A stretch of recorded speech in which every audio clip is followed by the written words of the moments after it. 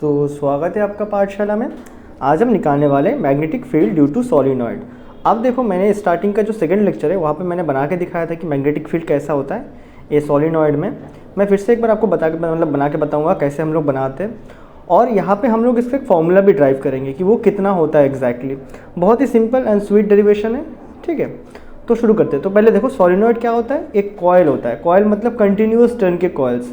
इसको बनाते कैसे हम प्रैक्टिकली बोलने से, ये हमारे पास एक पेपर रहता है, पेपर या कार्डबोर्ड का पीस होता है, डन है। ये हमारे पास कोई पेपर या कार्डबोर्ड के पीस है। तो इसके अंदर हम क्या करते हैं, नीचे से एक वायर को छेद करके यहाँ से निकालते हैं, फिर इसका एक ऐसे एक टर्न बनाते हैं। बनाने के बाद फिर से एक कॉइल नीचे भेजते, फिर ऊपर लाते, फिर यहाँ पे एक और ऐसा ऊपर में टर्न बनाते हैं, फिर इस कॉइल को नीचे भेजते, फिर ऊपर लाते, फिर ऊपर में एक और टर्न बनाते, फिर नीचे भेजते, फिर ऊपर लाते, फिर एक टर्न बनाते ऊपर में, फिर नीचे भेजते, फिर छेद से एक बाहर निकाल के फिर एक टर्न, फिर नीचे भेजते, फिर एक और छेद से बाहर निकालते एक और टर्न, फिर नीचे भेजते, फिर एक छेद से निकालते एक और टर्न। तो ऐसे कर करके हम बनाते हैं। इसको क्या बोलते हैं, सॉलिनॉइड बोलते हैं। ये बेसिकली ये देखने में कुछ स्प्रिंग के जैसा होता है, डन है। आपके बुक में आपको ऐसे बना के दिखाया होगा। ये बातें क्लियर है। अब इसके अंदर मैग्नेटिक फील्ड कैसा होता है वो देखने के लिए हम इस पर क्या डालते हैं, आयरन के पाउडर्स को डालते हैं। आयरन के पाउडर्स को डाल के इसमें से करंट चालू करते हैं, ठीक है। चालू करने के बाद करंट का पाउडर्स को डाल के, आयरन के पाउडर्स को डाल के टिक टिक टिक टिक करके मारते रहते हैं। तो थोड़ा देर बाद ये अपना कुछ अलाइन हो जाता है। तो सपोज मानते हैं कि यहाँ से करंट जा रहा है, मतलब क्या, इस पेपर के अंदर में से यहाँ से करंट निकल रहा है, फिर यहाँ से घूम के फिर पेपर के अंदर में करंट यहाँ से घुस जा रहा है। यहाँ तक बातें क्लियर है।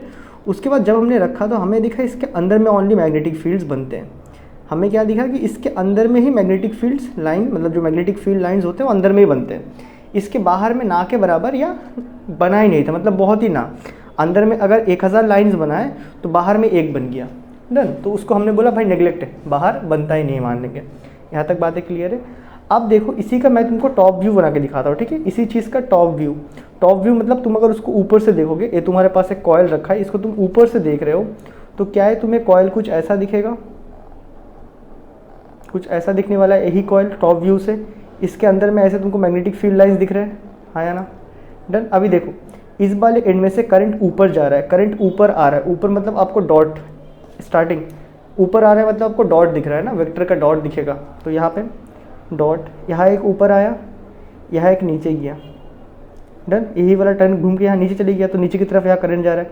फिर यहाँ से करंट ऊपर से आया, फिर घूम के नीचे चली गया, फिर यहाँ घूम के ऊपर से आया, फिर घूम के नीचे, फिर ऊपर, फिर घूम के नीचे, फिर ऊपर, फिर घूम के करंट नीचे। तो देखना, यहाँ पे हम जितने बार करंट ऊपर आ रहा है उतने बार ही करंट नीचे भी जा रहा है। यहाँ तक बातें क्लियर है। तो डन, मैं इसी डायग्राम को यहाँ पे बना के सॉल्व करवाने वाला हूँ, डन। और आपका बुक में, आपका जो एनसीईआरटी बुक है, एनसीईआरटी बुक में डॉट को ऊपर बना के रखे है और क्रॉस को नीचे बना के रखा है, डन। उसमें कोई फ़र्क नहीं पड़ता है, सब सेम ही आते हैं। यहाँ तक बातें क्लियर है। अब देखो, तो लिख देंगे सॉलिनॉइड क्या है। तो solenoid is a long continuous circular loop। ये बातें क्लियर है। सॉलिनॉइड हो गया। तो यहाँ पे डेरिवेशन करने के लिए हम लोग पहले let us consider a solenoid with length L and number of turns. अब देखो, ये जो number of turns per unit length लिखूंगा मैं, आपको तुमको बाद में समझा दूंगा ये चीज़ है क्या, ठीक है। Number of turns per unit length is small n। सो इसका फिगर बनाते, यही फिगर को मैं यहाँ पे बना रहा हूँ, डन। तो मान लेते हैं हमारे पास एक सॉलिनॉइड है जिसका टॉप व्यू आपको कुछ ऐसा दिखने वाला है। क्या बातें क्लियर है। टॉप व्यू आपको कुछ ऐसा दिखने वाला है। यहाँ तक बातें क्लियर। अब देखो, बेसिकली मैं इसमें से निकालना चाहता हूँ magnetic field.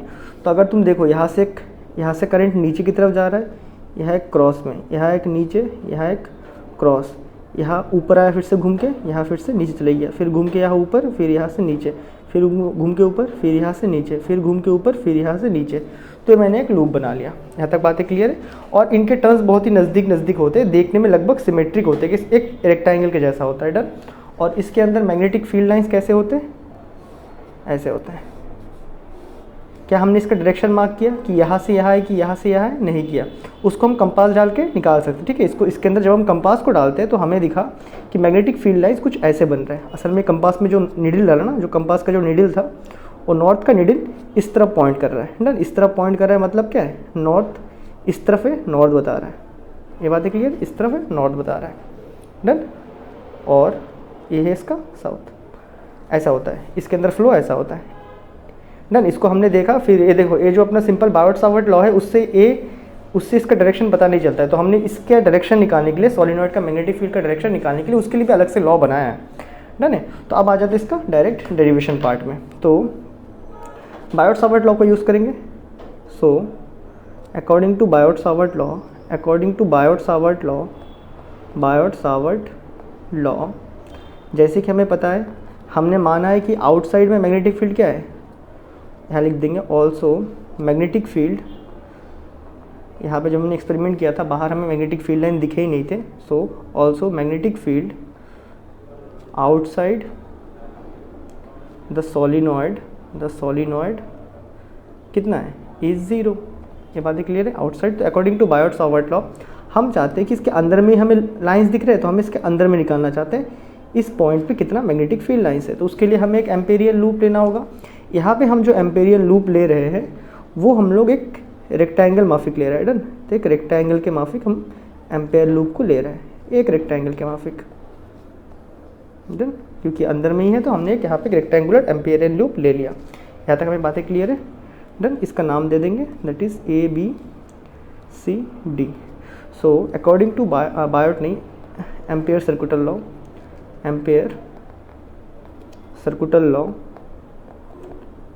Law line integral of किसका? ABCD। Line integral of ABCD that is B.dl is equal to mu naught I होता है। म्यू नॉट आई कितने टर्न के लिए था? बेसिकली सिंगल टर्न के लिए हमने निकाला था ना। अगर आपको याद हो, एम्पेयर सर्कुटल लॉ में सिंगल टर्न के लिए कितना था? म्यू नॉट आई एक टर्न बना रहा है। यहाँ पे कितने टर्न्स हैं? Total n number of turns हैं, ठीक है। That is mu naught capital N I, done. Total n number of turns है तो n से मल्टीप्लाई कर लिया। एक अगर 1 टेस्ला बना रहा है तो 10 कितने बनाएंगे? 1 × 10 दैट इज बराबर ना। तो यहाँ पे एक अगर म्यू नॉट आई बना रहा है तो n कितना बनाएगा? Mu naught N I. यहाँ तक हमें बातें क्लियर है। तो फर्स्ट ऑफ ऑल इसको इवेल्युएट करते हैं, डन। नाउ इसको इवेल्युएट कर लेंगे एक बार। ABCD B.dl is equal to, क्या मैं इसको ऐसा लिख सकता हूँ? First of all A to B, done. इसको लिख देते हैं A to B B.dl। तो हमने ये वाला पार्ट कर लिया, हमने यहाँ से लूप शुरू किया था तो ये वाला पार्ट हमने कर लिया। उसके बाद B to C करेंगे plus integral of B to C B.dl। तो हमने ये वाला पार्ट भी कर लिया। फिर C to D जाएंगे, C to D B.dl। फिर फाइनली D to A आ जाएंगे, D to A B.dl। यहाँ तक हमें बातें क्लियर है, डन है। अब देखो, अब हमें इनके बीच का एंगल्स भी निकालना है। सो इज इक्वल टू, ध्यान देना इसी चीज़ को मैं यहाँ पे कंटिन्यू कर रहा हूँ, ठीक है। तो A to B magnetic field DL, B और DL के बीच में एंगल कितना है? BDL कॉस थीटा आएगा। अभी कॉस थीटा क्या होता है? B और DL के बीच में एंगल। तो मैग्नेटिक फील्ड का डायरेक्शन हमें कंपास से दिखा कि ऐसा है, DL हम ऐसा ले रहे हैं, तो इनके बीच में एंगल यहाँ पे कितना बन रहा है? 90 डिग्री बन रहा है ना। तो cos 90 plus B to C जाएंगे, B to C BDL cos B to C में मैग्नेटिक फील्ड A रहा, DL आपका इस तरफ ले रहा है, डन है। ओके, मैंने बताया था मैग्नेटिक फील्ड और DL का डायरेक्शन सेम लेना, डन है। सेम लेने के लिए बताया था, तो इसीलिए यहाँ पे प्रॉब्लम हो रहा है। लूप को हम ऐसे मान रहे हैं, मान लो आपका ABCD कुछ ऐसा है, A हो गया ना गड़बड़ी, यहाँ पे ऐसा मान लेते हैं ABCD, डन। ऐसा क्यों माना? क्योंकि कॉस 180 आने वाला था, डन। कॉस 180 आता कोई फ़र्क नहीं पड़ता, लेकिन फिर भी बताया था एक रूल की मैग्नेटिक फील्ड के डायरेक्शन में एम्पेरियन लूप को ले लेना। तो ABCD ऐसा मान लिया हमने, डन है। तो ए फंडा सब सेम है। तो यहाँ से A to B और magnetic field A to B DL हमने जब A to B किया था तो DL हमने इसको लिया था और मैग्नेटिक फील्ड इस तरफ, एंगल इनके बीच में 90। जब हम B to C जा रहे हैं तो मैग्नेटिक फील्ड इस तरफ, जा भी हम इसी तरफ रहे, angle 0 plus C2D B DL magnet, देखो C2D में यहाँ जा रहा है मैग्नेटिक फील्ड, DL जा रहा है ऊपर, कितना है 90 cos 90 plus angle integration D2A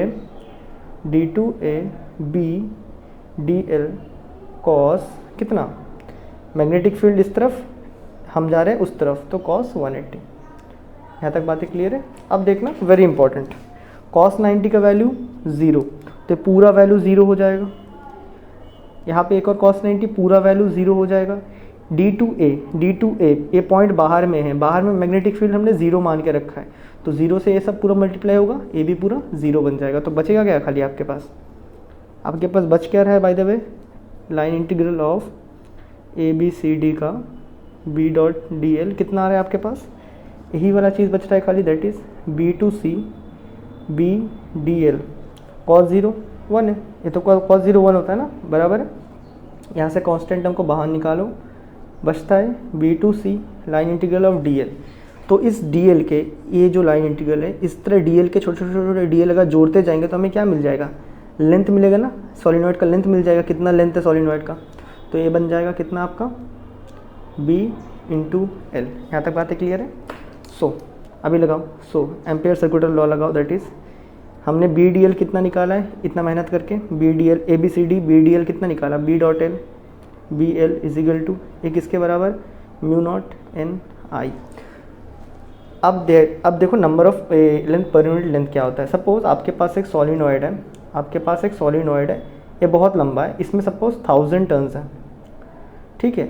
अभी आप 1000 टर्न बैठ के गिनोगे, अभी ऐसे 1 2 3 4 5 6 7 8 ऐसे करके 1000 टर्न्स गिनोगे, नहीं गिनोगे। आप क्या करोगे, पहले एक स्केल ले लोगे, स्केल से सपोज आपने नापा, इसका लेंथ है कुछ 10 सेंटीमीटर, डन। आपने क्या कर लिया, इसके 1 सेंटीमीटर में ये जो कॉइल है ना, इस कॉइल का 1 सेंटीमीटर में कितने टर्न्स है वो आपने काउंट कर लिया। सपोज इसके 1 सेंटीमीटर में कितने आ गए, 100 टर्न्स आ गए।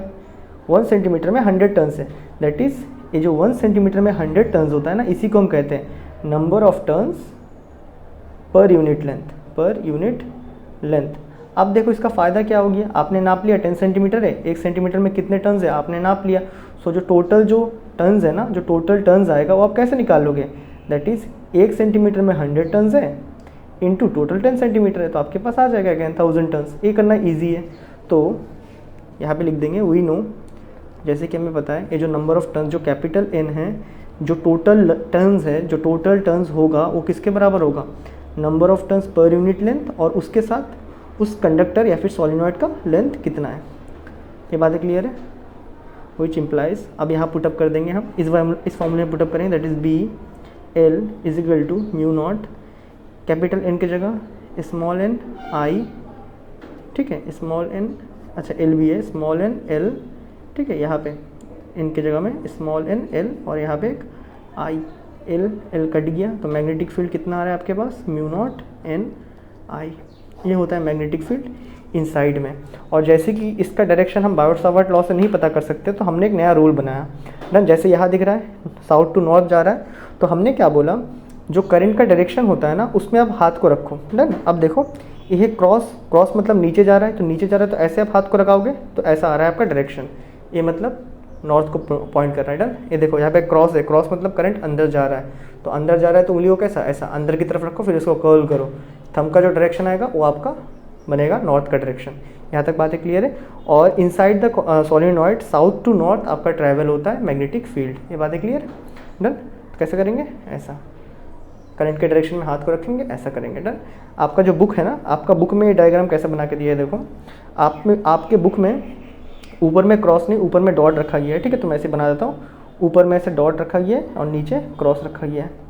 अब देखो बुक के अनुसार ये क्या है, करंट, डॉट है, डॉट मतलब करंट ऊपर की तरफ आ रहा है ना, ऊपर की तरफ आ रहा है तो कैसे करेंगे, करंट ऊपर की तरफ आ रहा है तो हाथ को ऐसे, ऊपर की तरफ करंट आ रहा है, उंगली को ऐसे रखा, ये थंब का डायरेक्शन। तो बुक के अनुसार कैसा होगा डायरेक्शन, ऐसा होगा, ये नॉर्थ और ये साउथ। ये आपका बुक का डायग्राम है ना, बुक में ऊपर में डॉट दे के रखे हैं, और मैंने यहाँ पे इसको बना के किया था, तो इसलिए मुझे यहाँ पे नीचे डॉट लेना पड़ा था ना। उससे कोई फ़र्क नहीं पड़ता है, दोनों का सेम ही है। असल में क्या है, इसी का तो मिरर इमेज है ये वाला। ये बातें क्लियर है, डन। तो कैसे इसका डायरेक्शन पता करते हैं हम, करंट के डायरेक्शन में हाथ को कर्ल करो। जैसे यहाँ पे करंट क्या नीचे की तरफ जा रहा था, तो हमने करंट को नीचे की तरफ अपनी उंगली को डाला, फिर मुट्ठी बंद किया, तो जहाँ आ रहा है वो नॉर्थ पॉइंट होगा। यहाँ पे करंट हमें डॉट वाला ऊपर आते हुए दिख रहा है, तो ऐसा किया, ठीक है, ऐसा किया। आप चाहो तो ऐसा भी कर सकते हो। देखो अगर तुम ऐसा करते हो, करंट नीचे की तरफ जा रहा है, तो नीचे की तरफ जा रहा है, पकड़ने का ट्राई कर रहे हो, कैसा आ रहा है, ऐसा ही आ रहा है ना।